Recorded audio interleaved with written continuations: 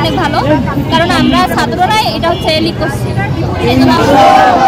শিক্ষার্থী সেক্ষেত্রে আমাদের হচ্ছে এখানে আসা অনেক গুরুত্বপূর্ণ মনে হচ্ছে, কারণ হচ্ছে যে শক্তিগুলো আমরা কি কি কারণে এসেছি জনগণের মধ্যে, আরো তো অনেক রাজনৈতিক দল আছে, কিন্তু জাতীয় ছাত্র শক্তি কেন? কারণ আমাদের মধ্যে স্পৃহা আছে, আমরা সবাই ছাত্র। অন্যান্য রাজনৈতিক দলে দেখা যাবে সবাই কিন্তু ছাত্র না, কিন্তু এখানে উপস্থিত একজনকে অছাত্র বের করতে পারবে না, প্রত্যেকেই ছাত্র।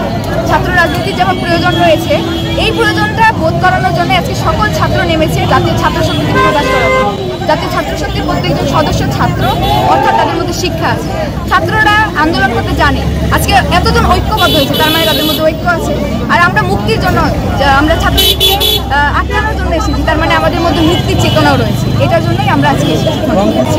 আসলে পজিটিভভাবে গ্রহণ করছে, কারণ আমাদের প্রত্যেকে আমরা ছোট এবং আমাদের মধ্যে অনেক স্পৃহা রয়েছে, আমরা সবাইকে নিয়ে কাজ করতে চাই, এইটা রয়েছে। এবং আমাদের মধ্যে একটা দম্ভ রয়েছে, আমরা সবাই একত্রিত করার ক্ষমতা রাখি। আমরা আমাদের কথার মধ্যে, আমরা কিন্তু অনেকে আমার কথাও বলতে পারি না, আবার অনেকে পারি, কিন্তু যারা পারি না তাদেরকে কিন্তু ছাত্র সংগঠন কথা বলতে শেখায়। এই শিক্ষাটা দিচ্ছে, তখন সবার মানুষের ভিতরে একটা পজিটিভ সাইন আমরা দেখতে পাচ্ছি। এছাড়া শিক্ষা প্রতিষ্ঠানের মধ্যে যখন ছাত্র শক্তি নিয়ে আপনি যাচ্ছেন, তখন আমাদের দেখছি আমরা সবাই ছাত্র, তখন আসলে একটা পজিটিভ সাইন আমরা দেখতে পাচ্ছি রংপুরের জনগণের মধ্যে। এটা খুবই সুখময়। আসলে যেটা বলে বোঝানো যায় না। আমরা জানি আগামীকাল 13 নভেম্বর আমাদের নিষিদ্ধ লীগ একটি লকডাউন ঘোষণা করেছে। এটা ভীষণ হাস্যকর। আমরা বলতে চাই যে কিভাবে তারা এতটা সাহস পায়, এতটা অন্যায় করার পরেও যে তারা দেশে লকডাউন ঘোষণা করে। আমরা বলতে চাই যে ছাত্ররা আমরা রাজপথে ছিলাম, আছি এবং আগামীতে থাকবো, এবং তারা যেন আবারও কোনো সাহস না করে যে রাজপথে এসে আমাদের বিরুদ্ধে কোনো অন্যায় কাজ করতে পারবে।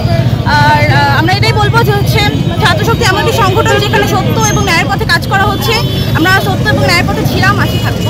আসলে বলার মতো না যে নতুন রাজনৈতিক বন্দোবস্ত, সেই সাথে আমরা বিশ্বাস রাখি যে জাতীয় নাগরিক পার্টি বাংলাদেশের সামনে থেকে বাংলাদেশের জনগণের জন্য নেতৃত্ব দেবে ইনশাআল্লাহ।